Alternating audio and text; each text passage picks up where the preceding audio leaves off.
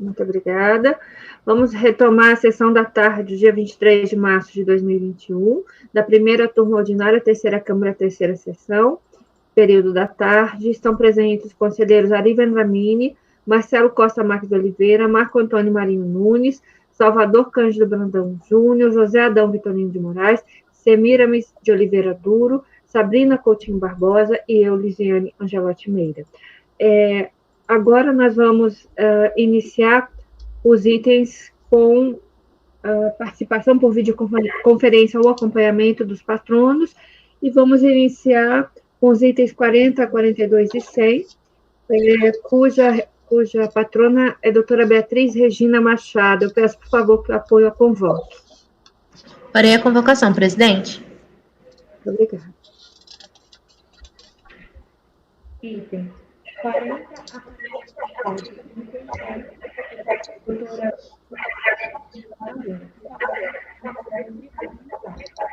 A gente abre ali.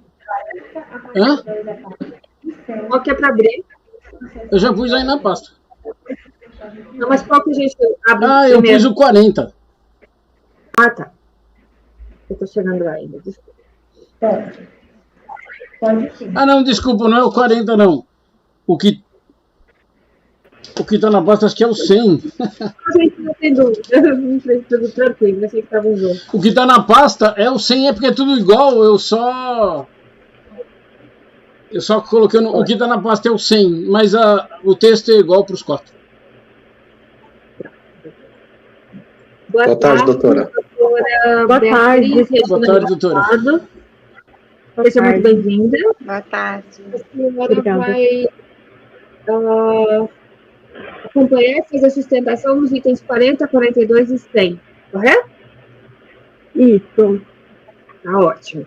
Então, nós vamos votá-los em conjunto. Então, vamos começar o julgamento dos itens 40 a 42 e 100, 40, 41, 42 e 100 da pauta, de relatoria do doutor Ari Vendramini, e a recorrente Tricai Comércio Varejista Limitada, e nós temos aqui a participação da doutora Beatriz como patrona. Eu passo a palavra ao doutor Ari, por favor, quando estiver pronto, pode iniciar o relatório. Boa tarde a todos, boa tarde, doutora. A senhora só vai acompanhar ou a senhora vai sustentar também? Pretendo sustentar também. É? Então eu vou fazer um breve relatório e eu passo a palavra para a senhora.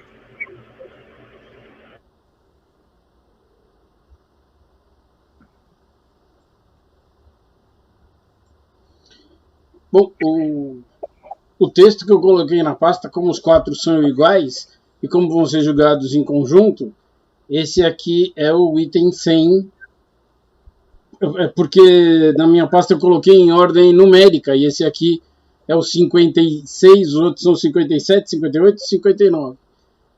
Então esse aqui é o item 100, para a doutora patrona se localizar.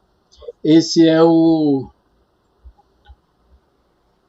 processo 923-156, 2014. Como são iguais, todos são julgados da mesma forma. Nesse caso aqui específico, esse aqui é um pedido de ressarcimento combinado com compensação de pagamento maior de COFINS do período de apuração de 31 de julho de 2013, no valor de R$ 74.083,66.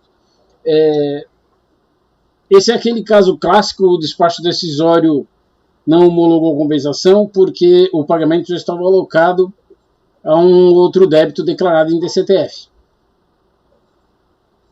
Portanto, a compensação não foi homologada porque não havia crédito disponível. Na defesa, naquele momento manifestante, ela diz que havia saldo credor, e ela apresentou recibo de transmissão do FD Contribuições, apresentou o recibo da DACOM Retificadora, apresentou o DARF recolhido conforme a DCTF Retificadora. Baseado nesses documentos, a DRJ disse que esses documentos não são suficientes para comprovar a liquidez e certeza do crédito. Naquele momento, o manifestante, inclusive, solicitou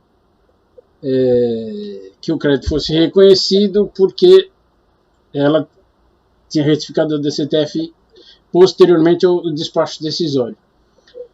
Mas a DRJ não reconheceu o direito por falta de comprovação, falta de liquidez e certeza do crédito. Eu acho que é basicamente o relatório. Presidente, eu passo a palavra à patrona. Muito obrigada, doutora Ari. Doutora Beatriz, a senhora tem 15 minutos para cada processo, aí são 4. A senhora tem até esse período para sua sustentação. Certo. Vocês estão me ouvindo todos bem? Tá bom? Sim. Tá. Ótimo. Como já introduzido pelo ilustre relator, trata-se de pedidos. Agora eu vou falar de uma forma macro, porque no fundo todos os processos têm o mesmo plano de fundo. Como introduzido pelo ilustre relator, trata-se de pedidos de compensação que não foram homologados. Em síntese, parte da premissa que o DARF, que era representativo do crédito, já teria sido utilizado para pagamento de débitos de COFINS do mesmo período e, consequentemente, o crédito não foi reconhecido e restabelecida a cobrança dos débitos indicados à compensação. Após intimada da expedição desses despachos decisórios, a recorrente já havia introduzido na sua manifestação de inconformidade que, de fato, esses DARFs teriam sido utilizados para pagamento dos débitos. No entanto, houve um erro de apuração dos débitos de COFINS. E, de acordo com essa nova apuração, no encontro de contas entre o que era de fato devido e o que foi pago, existia um saldo, existia um crédito que merecia reconhecimento na seara administrativa, muito embora em um valor distinto àquele que estava inicialmente constando nos respectivos perdicontos. E muito embora a recorrente tenha trazido esses elementos que demonstram a importância, a relevância de se analisar concretamente a existência do crédito e, por sua vez, homologar integralmente ou parcialmente as compensações, a DRJ se absteve de analisar o direito creditório. E é em face dessa decisão que a recorrente interpôs agora os 4 recursos voluntários, em que, em síntese, preliminarmente requereu a nulidade da decisão de primeira instância, uma vez que, de acordo até mesmo sob o prisma do princípio da oficialidade, uma vez que foi apresentada a manifestação de inconformidade, existia, sim, um condão de rever a compensação como um todo, e, embora tenha sido provocada, a DRJ simplesmente se absteve de fazer essa análise. Além disso, um dos fundamentos que a DRJ trouxe para se abster dessa análise é que, se houvesse algum erro na apuração, como sustentado pela recorrente, caberia a ela, a recorrente, ter retificado a DCTF até a expedição dos despachos decisórios. Até a expedição dos despachos decisórios. E esse entendimento vai na contramão do parecer normativo COSIT número 2/2015, que é vinculativo à DRJ, que, nesse parecer, é muito claro que o mero fato da DCTF não ter sido retificada até a expedição do despacho decisório não é fundamento suficiente para se abster dessa análise. Pelo contrário, caberia a DRJ descer os autos em diligência para verificar ou não a existência desse crédito. Além disso, caso não sejam devolvidos autos à instância inferior, teremos um problema aqui de supressão de instância, pois os fatos, as provas que aqui estão sendo tratadas, apenas vão ser analisadas nesse momento, porque, como se sabe, a Câmara Superior não tem competência para revisar esse tipo de matéria. Então, de rigor, que sejam devolvidos autos para que sejam apreciados esses elementos pela DRJ, justamente para que não seja prejudicada a defesa, que não tenha supressão de instância. Essa é a preliminar de nulidade. No mérito, a recorrente voltou a tratar da rigidez do crédito, assim como já antecipado nesse encontro de contas entre o que era de fato devido e o que de fato foi pago, Nesse encontro houve pagamento a maior e por isso merecia sim esse reconhecimento do crédito. Havia crédito disponível que merecia análise e reconhecimento e, por sua vez, compensar integralmente ou parcialmente os débitos indicados à compensação nos respectivos de contas. Por fim, outro ponto que a recorrente trouxe é que a própria cobrança desses débitos indicados nos perdicontes, indicados nas perdicontes e também exigidos nos espaços decisórios, é que esses débitos que foram indicados, ao final, eles foram quitados mediante pagamento de DARF. Então, a não homologação dos perdicontes pouco influíram no cancelamento, na extinção desses créditos tributários, uma vez que eles foram quitados pelo pagamento. E esse fato passou desapercebido pela DRJ, enfim, não foi confrontado, talvez justamente porque não foi analisado o crédito como assim tinha sido introduzido na própria manifestação de inconformidade. E aqui a recorrente deixa bem claro que ela não nega que a DECOMP seja um meio para a constituição, a confissão do crédito tributário. Porém, uma vez demonstrado que houve erro de preenchimento na PERDICOMP, não há de se manter a cobrança cumulativa do débito consignado na PERDICOMP e o débito da DCTF, quando demonstrado que na apuração do débito, no caso na EFD, nada com, acho que nesse caso precisamente é a EFD, esses valores que estavam, não comportaria a cobrança desses valores cumulativamente. Então, nesse ponto também deve ser cancelada a cobrança dos despachos decisórios, tendo em vista a ineficácia dessa compensação. Por fim, o último ponto que a recorrente quer trazer é que todos esses débitos que foram indicados à compensação foram pagos por meio de DARF. E esses DARFs foram suficientes para quitar a integralidade desses débitos, com exceção ao processo correspondente ao item 42, que, muito embora tenha ocorrido o pagamento de DARF, todos esses DARFs foram juntados nos recursos voluntários, esse pagamento do DARF não foi suficiente para quitar integralmente esse débito. Então, existe mesmo, nesse caso, existe sim um débito. No entanto, ainda assim, a cobrança, ela é improcedente do despacho decisório. Por quê? Porque o despacho decisório não considerou o crédito que aqui está sendo tratado. E a duas, porque, evidentemente, não considerou esse DARF que quitou, ainda que parcialmente, esse débito. Então, ainda sob esse prisma, a cobrança do despacho decisório é improcedente. Então, rememorados todos esses pontos que foram tratados nos recursos voluntários, a recorrente pede que os recursos sejam providos para que, preliminarmente, seja declarada a nulidade da decisão de primeira instância, caso assim não se entenda, que seja reconhecido os créditos, e também para que seja afastada a cobrança dos débitos dos despachos decisórios, uma vez que as compensações foram desinfluentes para o pagamento desses débitos, que foram pagos mediante DARF. É isso que a recorrente requer, e muito obrigada. Muito obrigada, doutora Beatriz. Alguma questão, alguma pergunta? Podemos passar o voto? Por favor, podemos ir para o voto? Muito bem. Para que a patrona possa acompanhar o meu julgamento, eu peço licença para ler o meu voto.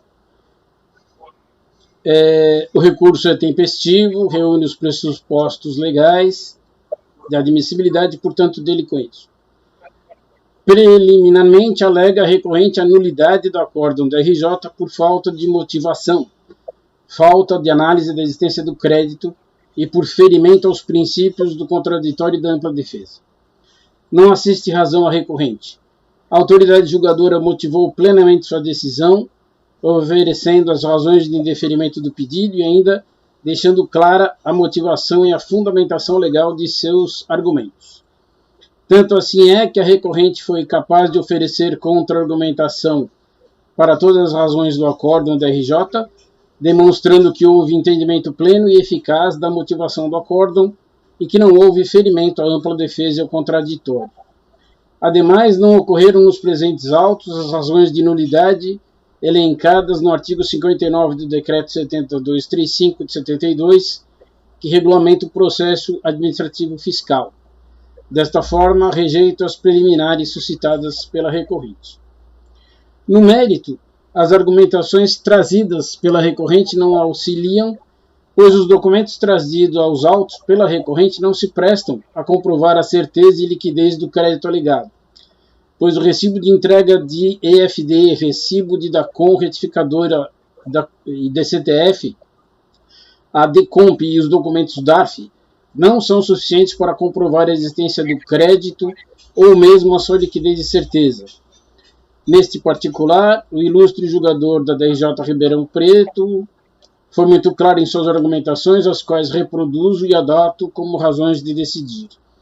O que ele diz aqui, vou tentar resumir, no recurso apresentado, a contribuinte não informa a origem dos créditos pleiteados, reduzindo suas argumentações nas transmissões do PERDECOMP e posteriormente a DCTF retificadora. O que o julgador disse aqui é que deveriam ter sido apresentados os registros contábeis referentes a esta retificação, ao pagamento indevido ao maior, para que se pudesse verificar que os documentos trazidos teriam suporte na contabilidade da recorrente. E ele cita o artigo 923 do Regulamento do Imposto de Renda, que diz que a escrituração mantida com observância das disposições legais faz prova a favor do contribuinte dos fatos nela registrados e comprovados por documentos hábeis, segundo sua natureza ou assim definidos em preceitos legais.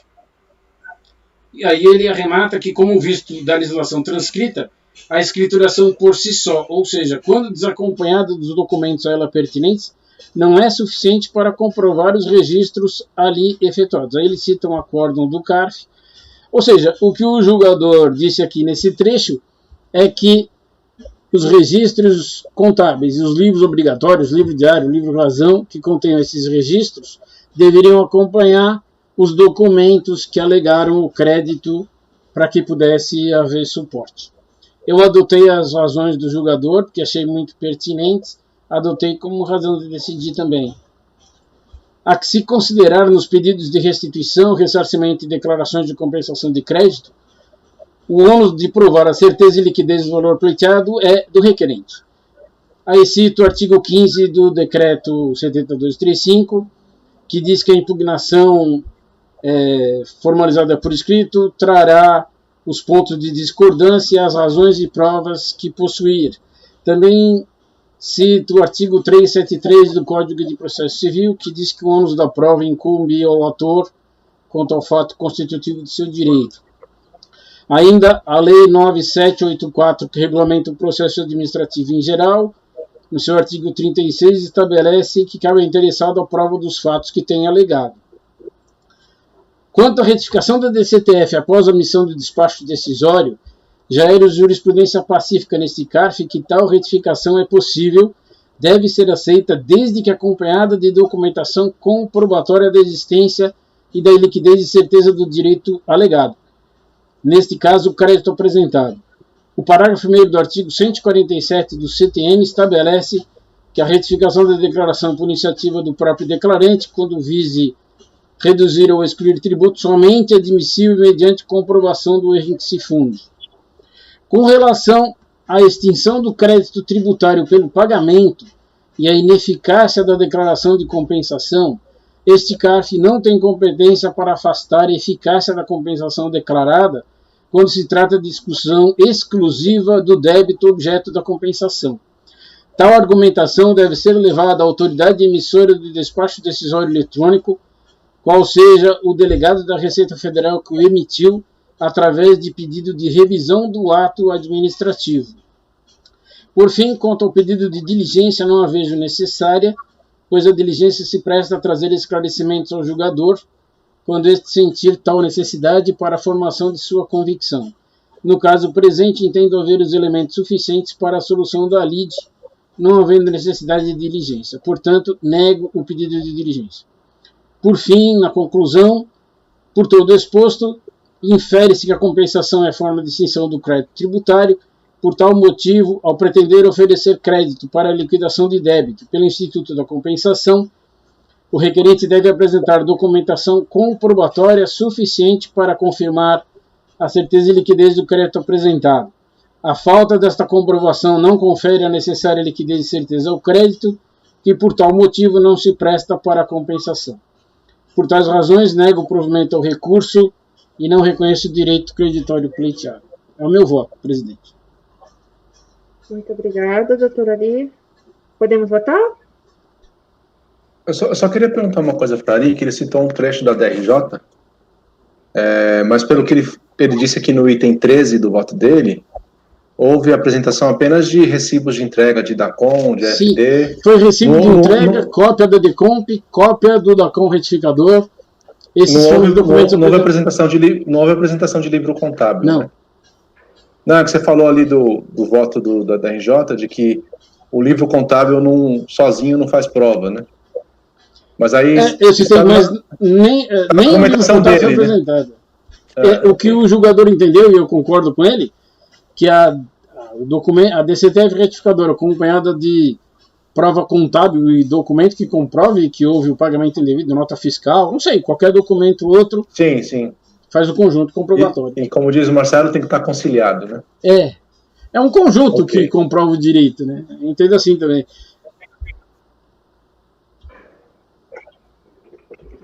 Obrigada.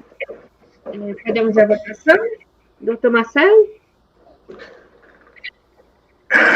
Com o relator.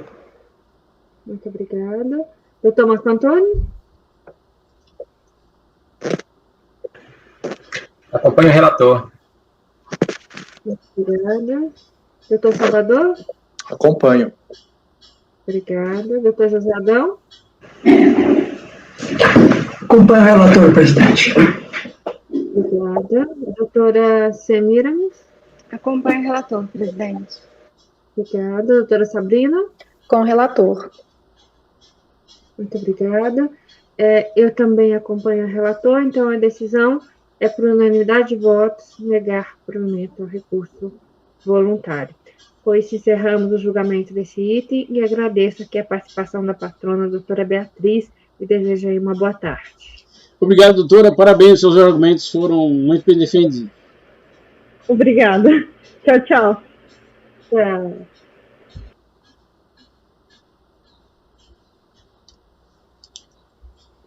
Meus amigos, rapidamente, uma excelente notícia, o Zé Renato está em casa já.